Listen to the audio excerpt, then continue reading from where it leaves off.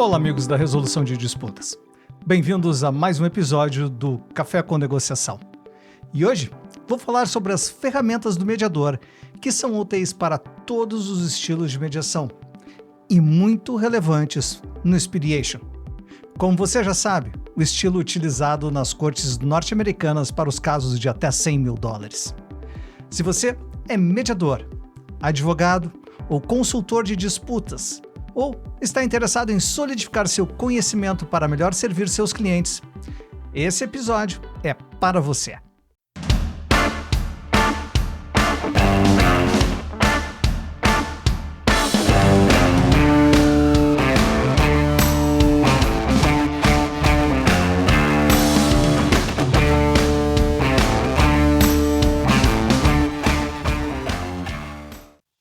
No primeiro episódio sobre Expediation, enumerei 6 ferramentas importantes, dentre várias, para o processo de mediação e da negociação inerente ao fato das partes terem de transacionar para encontrar uma solução. Afinal de contas, no final do dia, eles estão lá e procuram o seu serviço buscando uma solução para o problema deles. Sim, o diálogo e a informação trocada entre os participantes são necessários para o mediador ou negociador. Nesse caso, digo um consultor em resolução de disputas, pode melhor assistir às necessidades dos envolvidos. Como melhor obter essas informações? Como melhor assistir às partes que buscam solução? Vem comigo, vamos trabalhar 3 ferramentas nesse episódio, todas importantes para auxiliar na resolução do impasse. Vou apresentá-las em ordem de uso como sugestão, e você vai entender melhor no decorrer desse episódio. São elas: Eagle Eyes, a comunicação não verbal; Raio-X, questionamentos socráticos; e os 3 desejos, troque emoções por razões. O primeiro deles, Eagle Eyes, a comunicação não verbal e sua interpretação deve estar na lente de todo consultor em resolução de disputas. A percepção dessas mensagens que estão sendo emitidas a todo momento por todos os participantes não pode parar. Fala-se muito de escuta ativa, e sim, é uma ferramenta necessária para construir a empatia, que é tão importante quanto obter informações sobre interesses que estão latentes abaixo da superfície ou encobertas pelo coração daqueles envolvidos. Contudo, apesar de ser denominada ativa, de certo modo é uma ferramenta passiva. E, para passar a efetivamente ser considerada ativa, é necessária máxima atenção à linguagem não verbal que está sendo transmitida a todo momento. O corpo e a face são instrumentos de informação. Todos os indivíduos possuem um sistema nervoso que está comunicando a todo momento. O cérebro comunica o tempo todo. Não há necessidade de verbalização. Porém, todo indivíduo pode escolher palavras e, ao fazer isso, traz informações aos interlocutores com a utilização do que chamamos de filtros, palavras metodicamente escolhidas para a situação. É o que nós chamamos de melhor palavra para o caso. Contudo, ao mesmo tempo, a grande maioria das pessoas não consegue filtrar as informações que fisionomias de face e gestos transmitem a todo momento. São informações sem a presença de filtros que estão acostumados a utilizar na verbalização. Muitas vezes não percebem que suas reações vão de encontro ao discurso, ou seja, cada um para um lado. É o olho no peixe e o olho no gato. Pode ocorrer dos participantes estarem atentos a essa linguagem, vindo a utilizar alguma espécie de filtro, evitando gestos com as mãos, braços, pernas, ou sinalizações com lábios, testa, olhos, no decorrer do seu dia a dia, quando em situações rotineiras. Sim, muitos percebem que suas reações podem causar algum resultado. Via de regra, são aqueles indivíduos inteligentes que buscam ocultar seus interesses. Esses indivíduos fazem movimentos interessantes e, de algum modo, chamam a atenção por serem extremamente síncronos entre o discurso e o movimento. No futuro, vamos falar mais sobre esses perfis. Acontece que a grande maioria, ou melhor, a avassaladora maioria das pessoas não está acostumada a situações de extrema ansiedade e estresse, como reuniões com conversas difíceis como um procedimento de negociação ou mediação, ou até mesmo audiências judiciais. Nesses momentos, os filtros de constrição emocional estão sobrecarregados pela exposição ao estresse, e a grande maioria das pessoas não consegue frear os sinais que a face e o corpo em um todo transmitem. Sim, nessa hora, cabe a você estar atento e poder anotar o conjunto da obra para obter uma conclusão. Não faça uma interpretação precipitada. Um gesto, um movimento de lábios, pupilas dilatadas, transpiração nas mãos ou testa, por si só, não significam muito. Porém, quando os sinais tendem a somar em uma direção, o que isso sinaliza é que há necessidade de melhor averiguar o que está ocorrendo. É como eu disse, o conjunto da obra. Portanto, a dica aqui é que você aprofunde seus estudos sobre a comunicação não verbal. Utilize essa habilidade 100% do tempo que as informações estão sendo trocadas. Verifique as suas interpretações, verbalizando objetivamente, conectando o discurso com o corpo. Questione diretamente a conhecida verificação da realidade. E nesse ponto entramos na segunda ferramenta do dia, o raio-x. Questionamentos socráticos.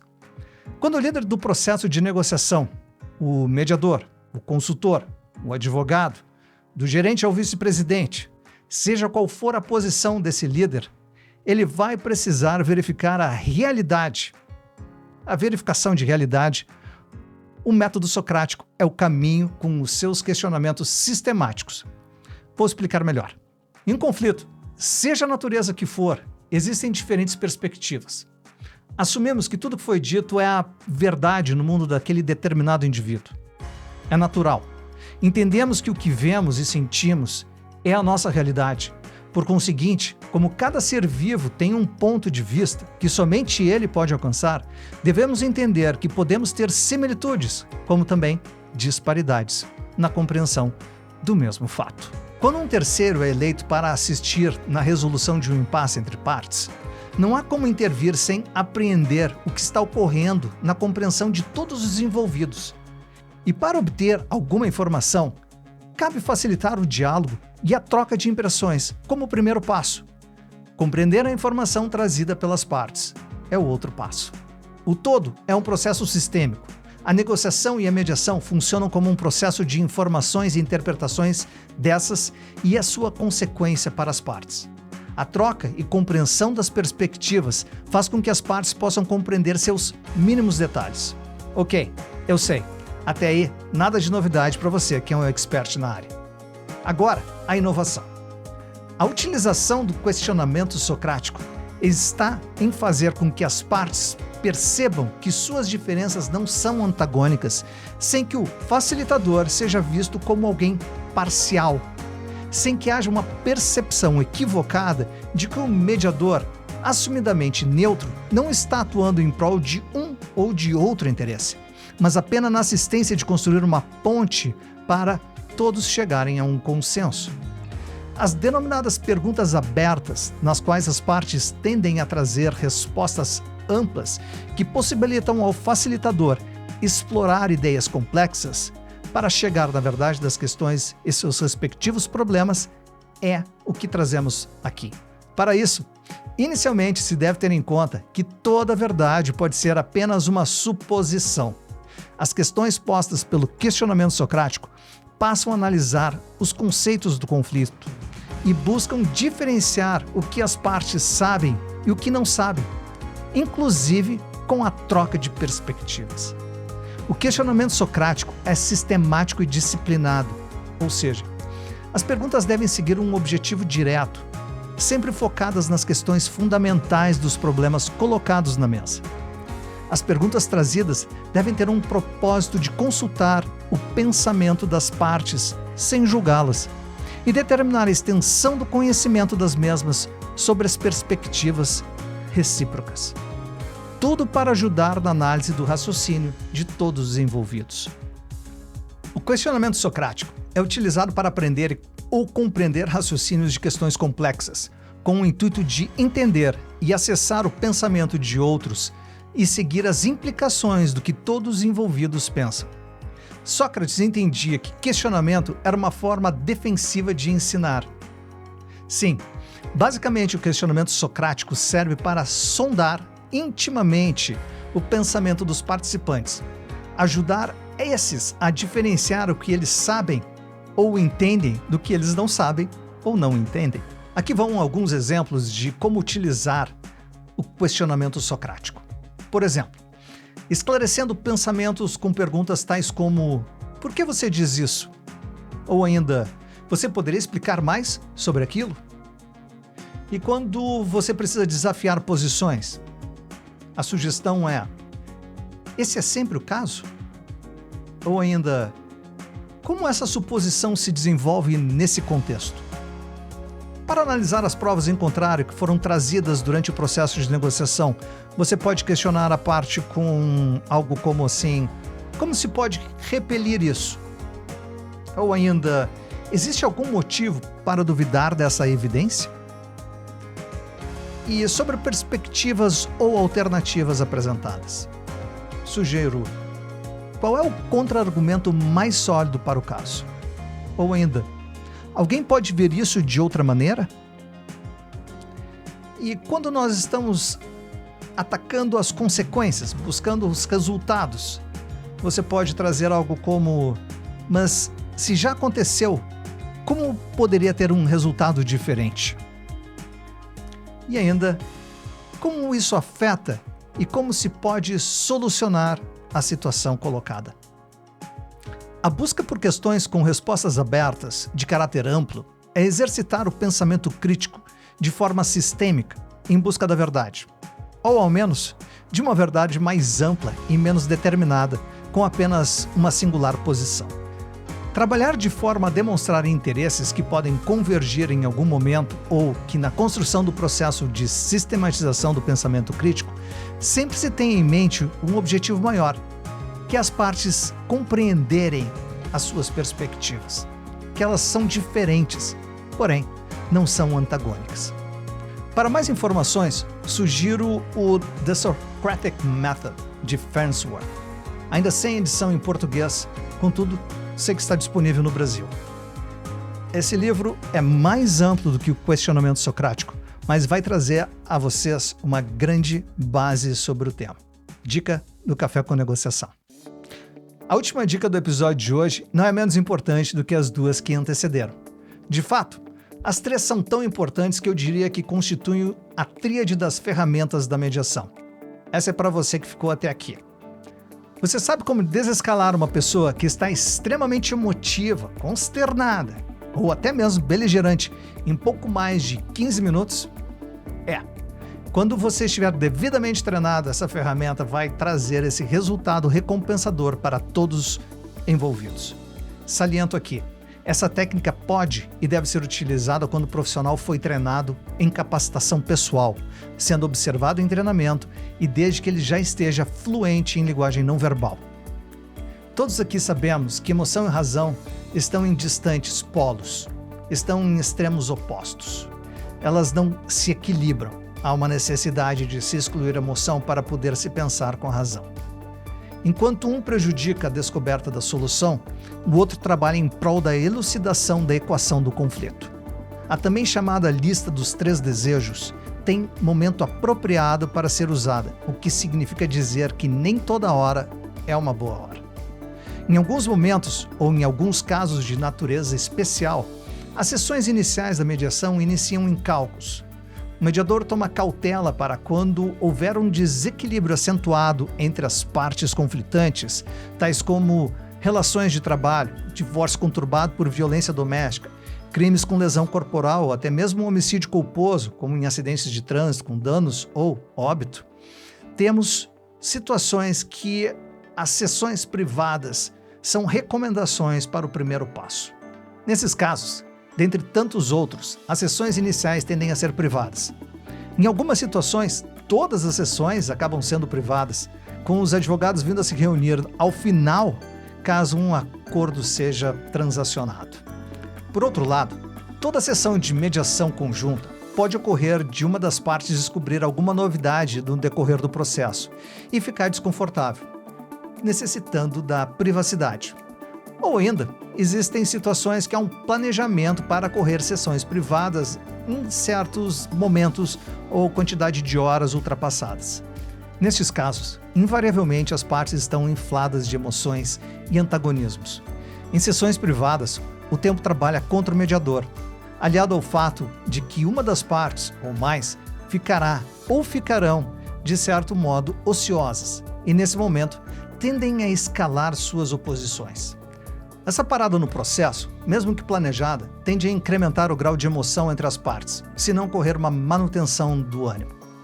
O caos prejudica o fluxo do trabalho em cooperação, que no final do dia é o objetivo do processo de mediação. Antes do mediador informar a retirada do recinto, lembra a todos aquele bloco de nota com a caneta que foi fornecida no início do encontro.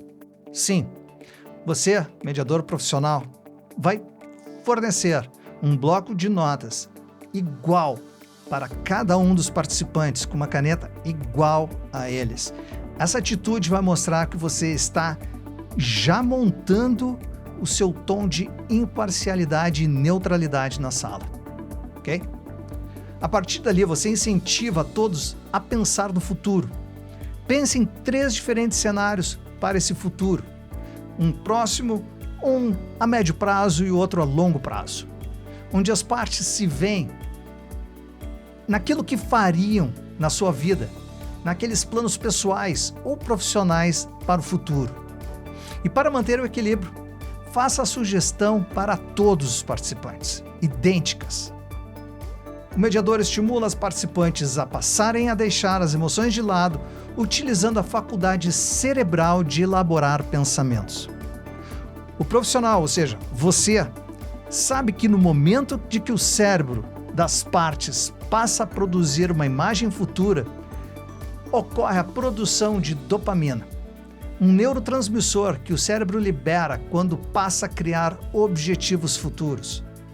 Também presente após atividades físicas regulares, um bom chocolate, uma boa janta, enfim, coisas boas. E o que já era praticado passou a ser comprovado por estudos científicos que apontam para o fato de que a dopamina inibe emoções.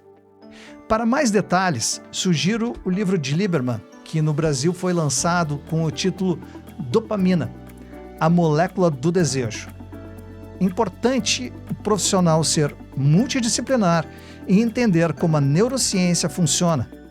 Não adianta apenas saber algo de linguagem não verbal, algo de 3 desejos, algo de questionamento socrático e não saber como aquela pessoa, o seu cérebro, funcionam no decorrer de uma situação como uma resolução de conflito. A atividade cerebral que irá irrigar o cérebro, de volta ao que nos interessa. Tudo interessa, né? Mas enfim, a atividade cerebral que irá irrigar o cérebro com uma quantidade maior de sangue, oxigenando-o e acalmando, o que por si só importará em uma redução das calorosas emoções em prol da razão. Ao elaborar imagens de um futuro almejado, o participante também centrará o foco naquilo que se busca, a solução do conflito. Contudo, para que a ferramenta surta efeito, é necessário que o mediador estabeleça critérios junto com a parte. Isso é imprescindível para que não haja mais qualquer expectativa não realística. Esse balizamento é extremamente saudável e faz parte do processo para criar conexão e harmonia. Compreendido? Lembra que eu disse que não é simplesmente quais são os 3 desejos? Tem uma ciência por trás disso. Aliás, várias. Muitas. Várias mesmo, muitas mesmo. E para isso, vocês têm que ler e aprender aqui no Café com Negociação. Por hoje era isso. 3 dicas de ferramentas para a sua prática decolar com mais segurança e pousar com toda a disciplina que um acordo necessita. Se você entendeu que o episódio trouxe alguma dica interessante e útil, deixe seu apoio comentando qual item chamou mais sua atenção e por quê. Ainda, se quiser receber mais informações sobre o mundo da resolução de conflitos, assine o canal, ative as notificações para ficar sabendo quando alguma novidade estará chegando por aqui. E, claro, se gostou, Deixa o seu apoio lá, curtindo o nosso trabalho. Nos vemos em seguida com mais sobre café e muito mais sobre negociação. Até mais.